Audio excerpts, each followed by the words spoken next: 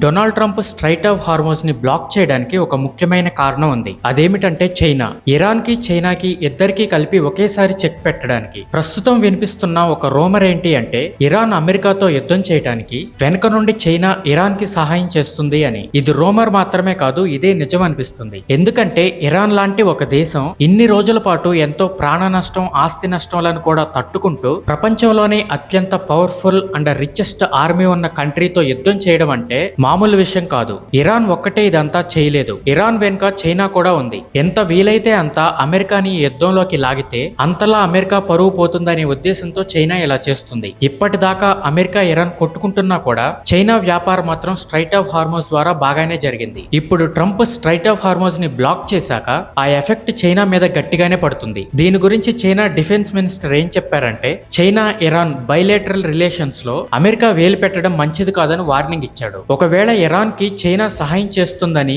With proofs తో కనుక నాకు తెలిస్తే చైనా కోలుకోలేని దెబ్బ కొడతా అని ట్రంప్ అంటున్నాడు.